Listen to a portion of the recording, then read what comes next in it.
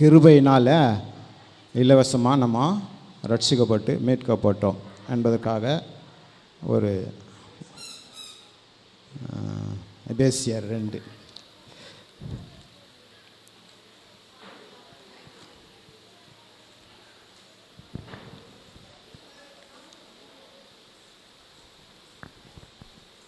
எபேசியர் 2:8 பார்த்தோம்னா, ஆமாம் அப்படின்னால கிருபையினாலே விசுவாசத்தை கொண்டு ரட்சிக்கப்பட்டீர்கள், இது உங்களால் உண்டானதல்ல, இது தேவனுடைய ஈவு. நம்ம எல்லோரும் ரட்சிக்கப்பட்டிருக்கிறோம். ஆனாலும் அது அப்படி என்ன சொல்ல வருதுன்னா, நம்முடைய நடத்தினாலும் அல்ல, நம்முடைய கிரையினால் அல்ல, நம்முடைய சாமர்த்தியம் அல்ல, நம்முடைய பலன் அல்ல. இது யாருடையது? இந்த ரட்சிப்புனா தேவனுடைய இரக்கம், நம்ம மேலே வைச்ச அவர் இரக்கம். அவர் இரத்தத்தினாலே நம்மளை மீட்டெடுத்து இருக்கிறார். அதை கிருபையினாலே இலவசமாய். ஏன்னா கிருபையினாலே இலவசமாய் அவர் இதோ தேவனுடைய ஈவு. பாருங்கள், எவ்வளோ ஒரு ஈவு பாருங்கள். நம்ம பாவியாக இருந்தோம், முன்னே தூரமாக இருந்தோம், பாவியாக இருந்தோம். ஆனால் நம்மளை அவர் மீட்டு எடுத்தார். அதில் தான் அவர் பின்னாடி இப்படி பேசுகிறாரு.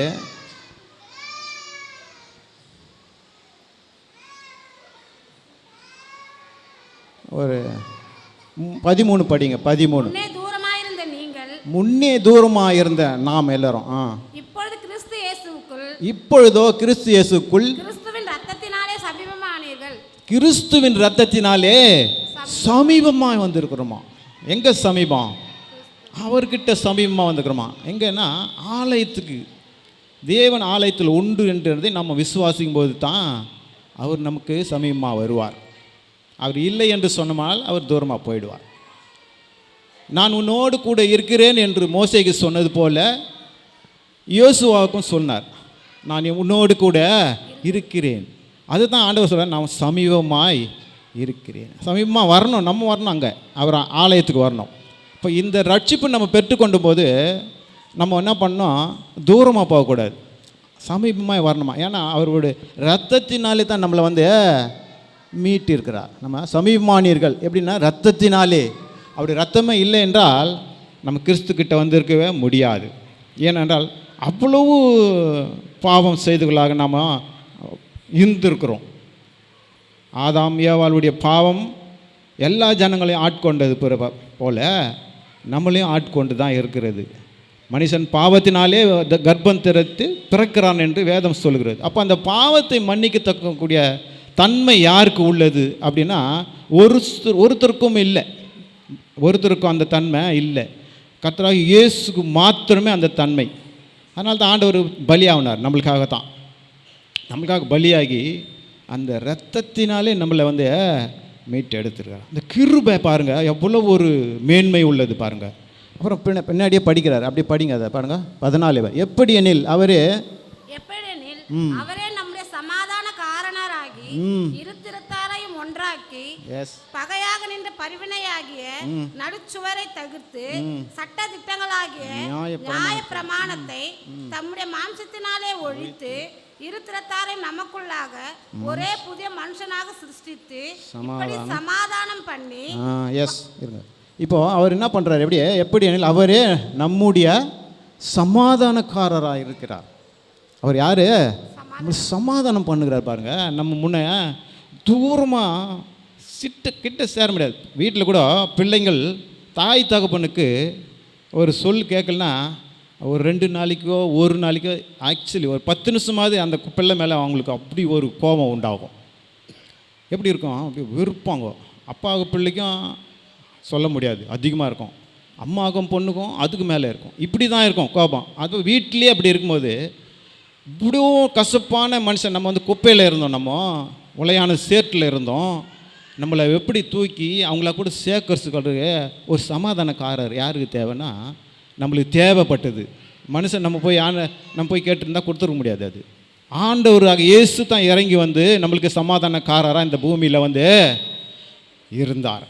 அந்த சமாதானம் தேவன் மூலியமாக தான் நம்மளுக்கு கிடைத்தது என்பதை நாம் ஒவ்வொரு நாளும் விசுவாசிக்கணும். அவர் சமாதானக்காரராக இருந்து நம்மளை இருதரத்தாரை, அதாவது பிரிவினை, அதாவது தேவனற்றவர்களாக இருந்தோம். முன்னே தேவனற்றவர்களாக இருக்கும்போது அதை குறித்து நம்மளுக்கு அந்த என்னது அறிவே இல்லை. பாருங்களேன் எப்படி, ஏதோ பிறந்தோம், ஏதோ வளர்ந்தோம், எங்கேயோ போனோம், எங்கேயோ வந்தோம், ஏதோ சாப்பிட்டோம், போனோம், வந்தோம், இப்படி தான் இருந்துக்கிட்டு வந்தோம். என்னென்ன பாவம் உண்டோ உலகத்தில் எல்லாத்தையும் செய்து கொண்டு தான் இருக்கிறோம். ஆனால் இருந்தோம். ஆனால் இயேசு நம்மளை அதை எல்லாத்தையும் மன்னித்து சமாதானமும் பண்ணி நம்மளை ரட்சித்து இருக்கிறார். அப்போது சட்ட திட்டங்கள்னு ஒரு திட்டங்கள் இருக்குதுங்க. அப்போது அதாவது ஆலயத்துக்குள்ளவே ஆசாரியர் மாத்திரம்தான் உள்ளே போக முடியும், மற்றவர்களெல்லாம் வெளியே நிற்கணும். சகரியாவை கூட உள்ளே போய் வேண்டுதல் பண்ணி வரும்போது வெளியே ஜனங்க நிற்பாங்க. அது சட்ட திட்டங்கள். இப்போ ஆண்டவர் அதெல்லாத்தையும் எடுத்துட்டார். இப்போ எல்லாருமே ஆலயத்துக்கு நேராக வந்துடலாம். அங்கே வந்து கேட்க வேண்டியதில்லை, ஐயா நான் வரலாமான்னு கேட்க வேண்டியவே கிடையாது, கொடுத்துட்டார். நீங்கள் வந்துருங்க, என்னன்ட்டு வந்துருங்க, நான் உங்களுடைய பிள்ளை, நீங்கள் எங்களுடைய பிள்ளை, நான் உங்களுடைய தகப்பேன் அப்படின்ற ஒரு ஸ்தானத்தை நம்மளுக்கு கொடுத்துருக்கிறார். எப்படி கொடுத்துருக்கார் பாருங்கள். அவர் இருதரத்தாரையும் ஒரே சரீரமாக தேவனுக்கு ஒப்புவாக்கினார். இது 16 படியும். பகை சிலுவையில் மேல் பகையை சிலுவையினால் கொன்று இருதரத்தாரையும் ஒரே சரீரமாக தேவனுக்கு ஒப்புரவாக்கிட்டார். பாருங்க, சிலுவையில் அந்த பகையெல்லாம் கொன்று போட்டாராம். எப்படி கொன்று போட்டாராம்? அவர் சிலுவையில் அறைந்த போது தான் நம்முடைய பாவங்கள், நம்ம கையினால் செய்த பாவத்தினால ஆணி கடவப்பட்டது ஆண்டவருக்காக இயேசுக்கு. அப்போ அந்த பாவம் எப்படி தீர்ந்ததுன்னா, ஆணியில் அடிக்கிறாரு அங்கே ஆண்டவரை. அவர் யாருக்காக அதெல்லாம் தாங்கணும்? நம்மளுக்காகத்தான், நாம் நல்லா இருக்கின்றதுக்காக தான், நம்மளுக்காக தான். அவர் பாருங்கள், விரைந்து ஓடும் கால்களில் அவருக்கு ஆணிகள். எதனால்? நாம் அந்த பாவத்தை தேடி ஓடாத படிக்கு, புறம் கூற ஓடாத படிக்கு, மற்ற இடத்துல சமாதானமாக இருக்கும் என்பதுக்காக தான் ஆண்டவருக்காக இயேசு கிறிஸ்துக்கு கால்களிலே ஆணிகள் கடவப்பட்டது என்று நம்ம பார்க்கிறோம். அல்லாமலும் அவர் வந்து தூரமாக சமாதானத்தை சுவிசேஷமாக அறிவித்தார். அப்போ பாருங்கள், அவர் 33 வயது, அதாவது 3.5 வருஷம் வந்து சுவிசேஷத்தை சமாதானமே பண்ணின்னு வந்தார். ஒவ்வொரு இடத்துலையும் அதிசயங்கள் செஞ்சார். அதிசயம், அற்புதங்கள் இது எல்லாமே ஆண்டவர் செஞ்சு காமிச்சிட்டு போனார். ஏன்னா அவர் வந்து ஒரே இடத்துல இருந்துக்கின்னு செய்யலாம், அப்படி இருக்கக்கூடாது. சுவிசேஷத்தை போய் சொல்லணும். அப்படினால தான் அவர் என்ன சொல்கிறார், சீசர்கள் அழைத்து அவர் சொல்கிறாரு, 11 பேரையும் கூப்பிட்டு ஒருத்தர் தவறிட்டார். அந்த 11 பேரையும் கூப்பிட்டு சொல்கிறாரு, நீங்கள் சர்வ சிருஷ்டிக்கும் போயிட்டு சுவிசேஷத்தை அறிவிங்கள். அப்போ சுவிசேஷம் சொல்கிறது வந்து அது தேவனுக்கு வந்து உகந்தது, அது நம்மளுக்கு பலனாகவும் இருக்கும். சுவிசேஷத்தை சொல்லும்போது அது தேவனுக்கு உகந்தது. ஏன்னா அவர் தான் சொல்லியிருக்காரு, நீங்கள் போயிட்டு சுவிசேஷத்தை சொல்லுங்கள். என்ன சுவிசேஷம்? தேவன் ஒருவர் உண்டு, உங்களுக்காக உங்கள் பாவங்களை மன்னித்து இருக்கிறார், உங்களுக்காக ரத்தம் சிந்தி இருக்கிறார், உங்களை மீட்டு எடுத்து இருக்கிறார், நீங்கள் விலையக்கிறையம் ஒன்றும் கொடுக்க தேவையில்லை, அவரே அந்த விலையக்கரத்தை கொடுத்துட்டார். அவர் சொந்தமாக விலையக்கரத்தை கொடுத்து நம்மளை இலவசமாக நம்மளை என்ன பண்ணிக்கிறார், ரட்சிப்பு கொடுத்துருக்கார் இலவசமாக. அதுதான் நான் அவருடைய ஈவு பாருங்கள், எப்படி அப்படி ஈவு அப்படி காட்டுறார் இலவசமாய்.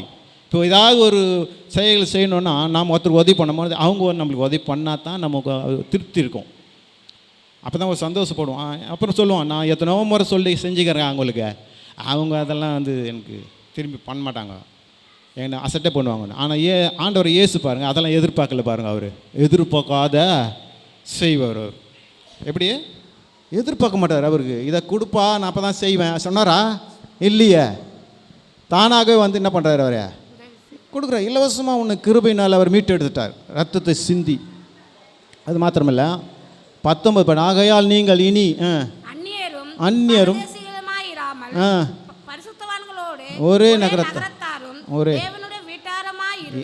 எஸ் இருங்க. அப்போது ஆகையால் நீங்கள் இனி அந்நியரும் பரதேசிகளுமா கிடையாதுன்ட்டார். அந்நியர் கிடையாது நீங்கள். இப்போ யார் நீங்கள்? பரதேசியும் கிடையாது.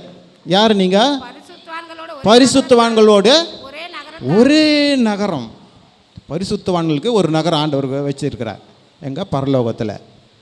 அந்த நகரத்தில் நம்மளை சேர்க்கறதுக்காக தான் ஆண்டவர் இப்படி சொல்கிறாரு. என்ன சொல்கிறாரு? ஒரே ஆவியில் மேலே படிங்க அப்படியே 18. அந்தபடியே நாம் இருதிறத்தாரும் ம் ஒரே ஆவியினாலே பிதாவிடத்தில் பிதாவிடத்தில் சேரும் ஸ்லாக்கியத்தை அவர் மூலமாய் மூலமாய் பெற்றிருக்கிறோம். பெற்றிருக்கிறோம். அப்போ ஏசப்பா என்ன பண்ணுறாரு, பிதாவிடத்தில் நம்மளை கொண்டு போய் சேர்க்கறதுக்காக நம்மளை ஒன்று சேர்த்து என்ன சொல்கிறார் அவர், ஒரே ஆவியினாலே. ஒரே ஆவியில் எல்லாரும் ஒன்றா சேர்த்து எடுத்துன்னு போயிட்டு எங்கே கொடுக்குறாராம், பிதாவிடத்தில் சேர்க்கறதுக்காக தான் ஆண்டவர் வந்து நம்மளை அப்படி எடுத்துக்கிறார். எப்படி எடுத்தார், அந்த பாவத்தெல்லாம் கடைஞ்சி உனக்கு கிருபையை கொடுத்து பிதாவிடத்தில் சேர்க்கறதுக்கு நம்மளுக்கு வந்து அந்த மாதிரி செய்கிறார். அப்போ அவர் பாருங்க, அப்போஸ்தலர் தீர்க்கதரிசிகள் அப்படின்னு வேணாம், அவர் மேல் மாளிகை முழுவதும் முழுவதும் இணைக்கப்பட்டு கர்த்தருக்குள் பரிசுத்த ஆலயமாக எழும்புகிற அவர் மேல் நீங்களும் ஆவியினால் தேவனுடைய வாசஸ்தலமாக கட்டப்பட்டு இருக்கு. கட்டப்பட்டு வருகிறீர்கள். இப்போ பாருங்க, அவர் மேலே நம்மளை வாசஸ்தலமாக எடுத்து அங்கே வச்சுக்கிறாராம், கட்டப்பட்டு வச்சுக்கிறாராம். எதுக்காக இவ்வளோ பதவி கொடுத்துக்கிறார் பாருங்க, அவருடைய பிள்ளைகளுக்கு பாருங்க அவர் என்னென்ன கொடுத்துக்கிறார் பாருங்க. அவர் மேலே இசைவாய் மாளிகை கட்டி, ஆனாலும் அந்த வாசஸ்தலத்தினுடைய தன்மை நம்மளுக்கு கொடுத்துருக்கார். வாசஸ்தலம், வாசல் வழியாய் பிரவேசிக்கவன் பாய்கவான். ஆகவே கர்த்தருக்கு பிரியமானவர்களே, இந்த நாளிலும் நம்மளை கிருபையினால் ரட்சித்து நம்மளை மீட்டெடுத்த தேவனுக்கு எப்போதும் நம்ம வந்து விசுவாசம் உள்ளவர்களாக காணப்பட வேண்டும். அது மாத்திரமல்ல, ரோமரில் இதே கிரியை பேசுகிறாரு. ரோமர்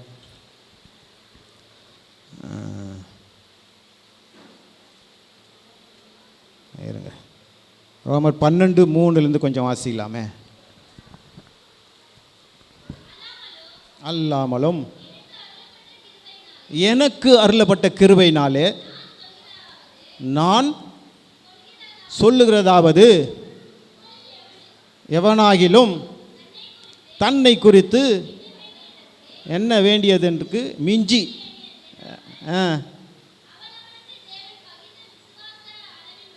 தெளிந்த எண்ணமுள்ளவளாய் என்ன வேண்டும். இப்போ இது இப்படி என்ன பேசுகிறார் பாருங்க, அல்லாமலும் எனக்கு அருளப்பட்ட கிருபையினாலே.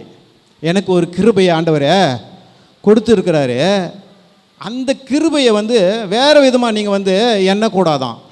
யார் கொடுத்தது? அது நம்மளுக்கு இலவசமாக தேவன் கொடுத்தாரு. அதுதான் தன்னை குறித்து எண்ண வேண்டியதற்கு மிஞ்சி அவன் எண்ணக்கூடாது.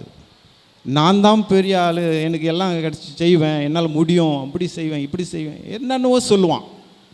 அதெல்லாம் இருக்கக்கூடாதுன்றாரு. தன்னை குறித்து அவன் வேற எதுவும் பேசக்கூடாது. ஏன்னா இயேசு தான் உன்னை வந்து கிருபையினால் உன்னை ரத்தத்தினால மீட்டு எடுத்திருக்கிறார். அவரை குறித்து தான் மேன்மையை நம்ம வந்து பாராட்டணும்.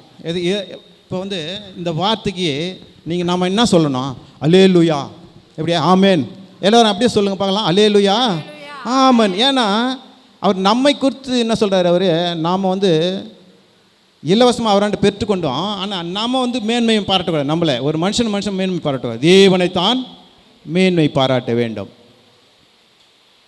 அதுக்கு பிரகாரம் வந்து பாரு, ஏனெனில் நமக்கு ஒரே சரீரத்தில் அநேக அவயங்கள் இருந்தும் எல்லா அவயங்களும் ஒரே தொழில் இராதது போல அநேகராக நாமும் ஒரே சரீரமாக இருக்க ஒருவருக்கொருவர் அவயங்களாக இருக்கிறோம். நமக்கு அருளப்பட்ட கிருபையின்படியே நாம் வரணுகள் உள்ள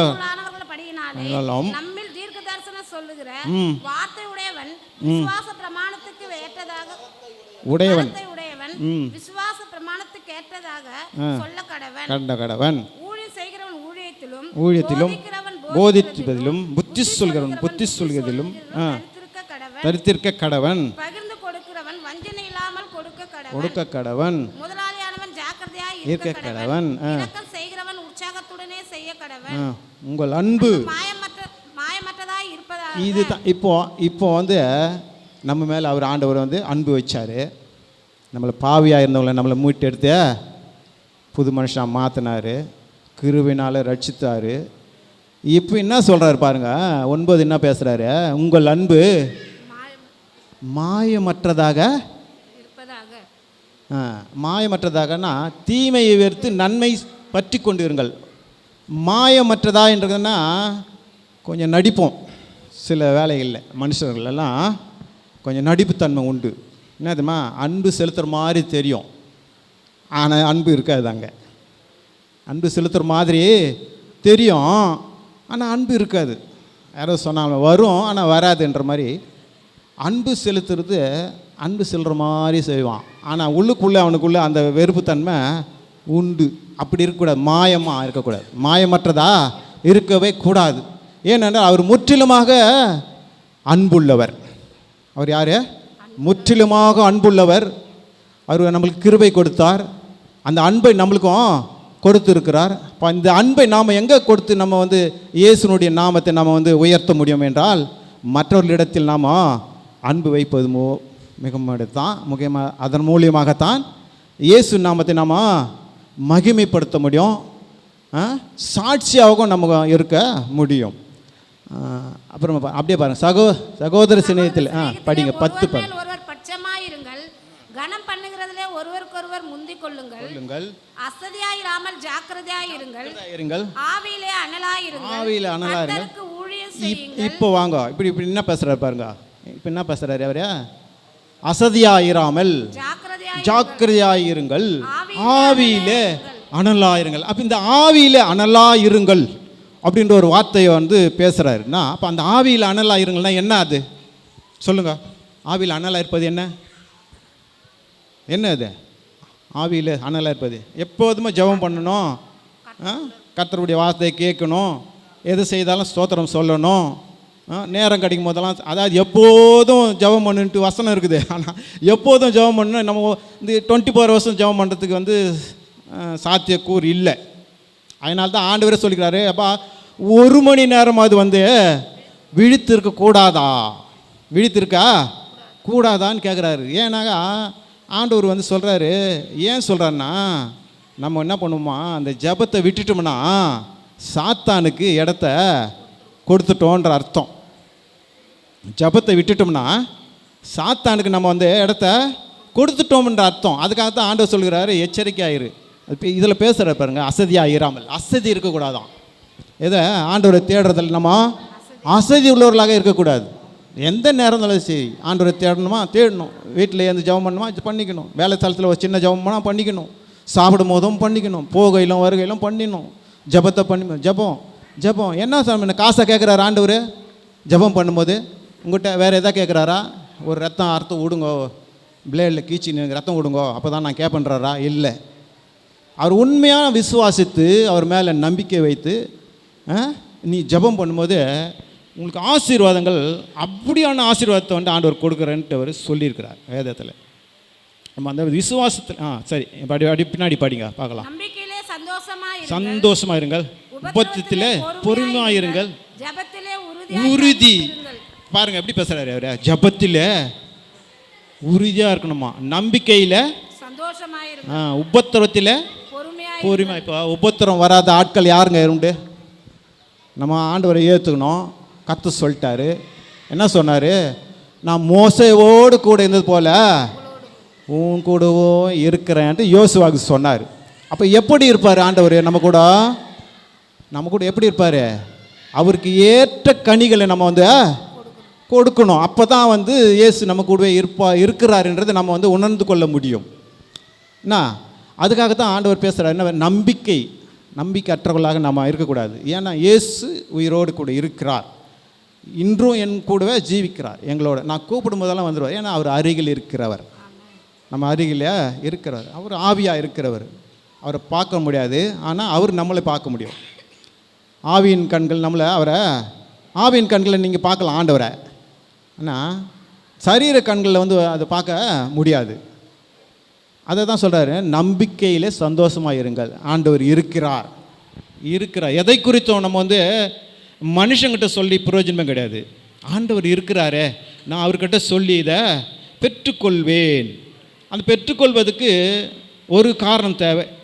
என்ன காரணம் சொல்லி சொன்னா, ஆபிரகாம் போல. யார் ஆபிரகாம்? யாருன்னா அவர் யார்? விசுவாசத்தின் தகப்பன். நம்மளுக்கு அவர் விசுவாசத்தை கொண்டு தான் அவர் ரட்சிக்கப்படுறாரு, அவர் நீதிமானமும் சொல்கிறாங்க. அந்த விசுவாசம் நம்மளுக்கு உண்டு. அதனால தான் நம்மளை வந்து ஆண்டவர் வந்து ரட்சித்துட்டு இருக்கிறார்.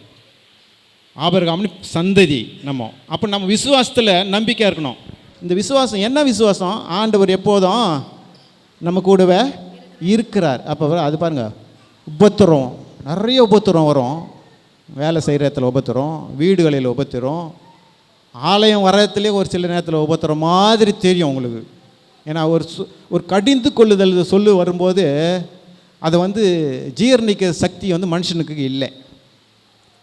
நான் வந்து ஏன் சொல்கிறேன்னா, இப்போ மெய்ப்பனானவர் மேலே இருந்து உத்தரவு போடுறார் அப்படின்போது என்ன இவர் என்ன நம்மளுக்கு சொல்கிறாரு, இவர் நம்மளம்மா எத்தனை இவர் இல்லை இல்லை இல்லை நம்ம வந்து உட்காந்துங்கிறவங்க கீழே கேட்குறோம் பாரு, நம்ம தான் எல்லோரும் ஒன்று, அவங்க வந்து தனி. ஏன்னா அவங்களுக்கு அந்த அதிகாரத்தை ஆண்டவர் கொடுத்துருக்கிறார். அதை சொல்லுக்கு நம்ம வந்து கீழ்ப்படிக்கணும். அதாவது பிள்ளைகளை வந்து சிருஷ்டிக்காத தகப்பன் உண்டோ அப்படின்ட்டு ஒரு வார்த்தை நம்மளுக்கு இந்த பைபிளில் உண்டு. அப்போது அந்த கடிந்து கொள்ளுதல் வந்து நம்ம வந்து அதை வந்து வெறுப்பாக பார்க்கக்கூடாது, அதை சந்தோஷமாக ஏற்றுக்கணும். எதுக்கு சொல்கிறாங்கோ? உங்களுடைய நன்மைக்கு, நம்மளுடைய நன்மைக்காக தான் அவங்க. அது ஒன்று தானாக சொல்ல, அவங்க ஆண்டவருடைய வார்த்தையை எடுத்து தான் அப்படி சொல்கிறாங்க. அது சொல்லும் போது அந்த வார்த்தை வந்து சில வேலைகளில் கொஞ்சம் அப்படி கடிந்தல் தான் தெரியும். ஆனால் அது கடிதல் இல்லை, அன்பு. அது அன்பில் தான் அவங்கள கண்டிப்பாங்க. அதையும் நம்ம வந்து ஜீரணிக்கணும். அப்போ இயேசு எப்படி சொல்கிறாரு, பொறுமையாக இருக்கணும். அது ஒரு போராட்டம் தானே, அப்படியே உபத்திரம் தானே அதில். அப்புறமா அப்படியா ஜெபத்திலே உறுதியாய் தரித்திருங்கள், பரிசுத்தவான்களுடைய குறைவில் அவர்களுக்கு உதவி செய்யுங்கள், அந்நியரை உபசரிக்க நாடுங்கள், உங்களை துன்பப்படுத்துகிறவர்களை ஆசீர்வதிங்கள், ஆசீர்வதிக்க வேண்டியதே அன்றி சபியாதீர்கள். இப்போ பாருங்கள், ஒரு சில நேரத்தில் பக்கத்து வீட்டுங்களை சண்டை வந்துடும் நம்மளுக்கு. ஒரு காலத்தில் நிறையா அந்த தண்ணி சண்டைக்கு நிறைய வரும். இப்போ கூட இருக்குது. சின்ன சின்ன காரியத்துக்கெல்லாம் அந்த குப்பை போகிறதுல கூட சண்டை வருது. எங்கள் வீட்டுக்கு எதிர போட்டான் அப்படின்னு. என்ன இந்த மாதிரியெல்லாம் உபத்திரம்லாம் இருக்குது.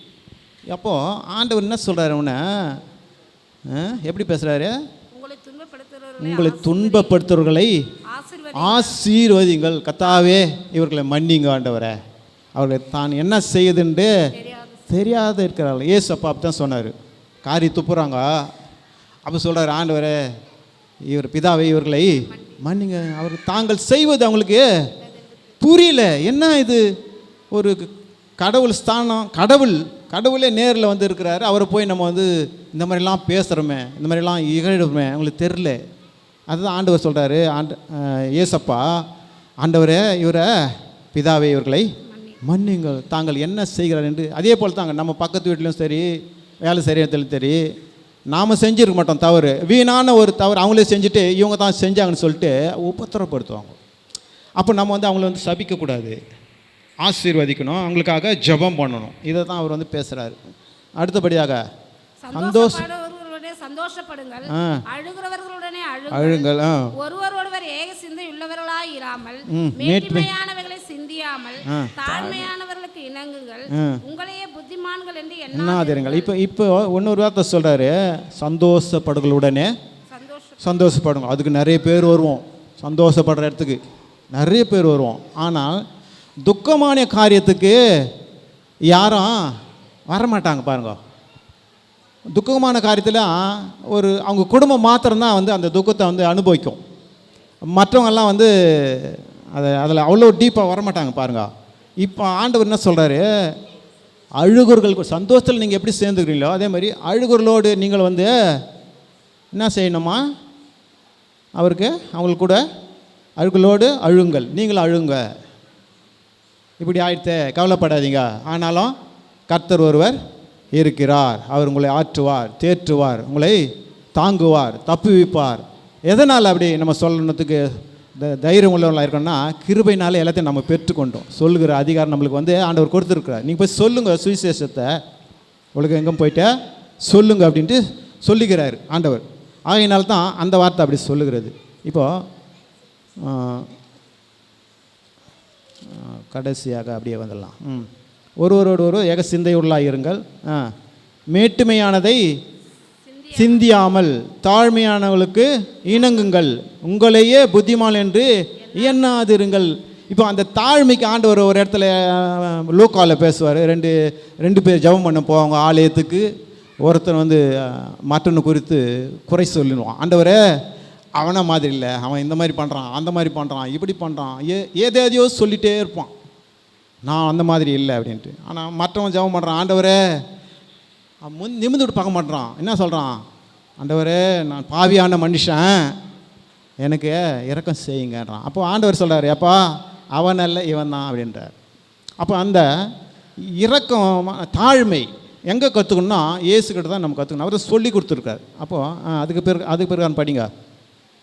ஒருவனுக்கு தீமை செய்யாதிருங்கள், எல்லா மனுஷருக்கும் முன்பாகவும் யோகியமானவளை செய்ய நாடுங்கள், கூடுமானால் உங்களான மட்டும் எல்லா மனுஷரோடும் சமாதானமாயிருங்கள். போகிறோம் கூடுமான மட்டும் அப்படின்னா சொல்கிறாரு, முழுசாக கூட சொல்லலை அவர், முழுசாக சமாதானமாக இருங்கன்னு சொல்லலை. ஏன்னா அவருக்கு தெரியும் இவங்களை நான் ரட்சிப்பு கொடுத்தேன், ஆனால் அவங்க இன்னும் மாறலை, கொஞ்சம் இருக்குது அவங்களுக்கு. அதுக்கு தான் என்ன சொல்லட்டுமா, கூடுமான அளவுக்கு அது கொஞ்சமாவது அவங்கள என்ன சொல்ல, கொஞ்சமாவது சமாதானம். அதுக்கப்புறம் சமாதானமாக இருங்கள், அவங்களோட சண்டை போடக்கூடாது. நீங்கள் கூடுமான அளவு சமாதானமாக எல்லாவற்றையும் குறித்து தேவனை தெரிவிக்கணும். பிலிப்பியரில் பேசுறது எல்லாவற்றையும் குறித்து தேவனுக்கு தெரியப்படுத்தணும். ரைட்.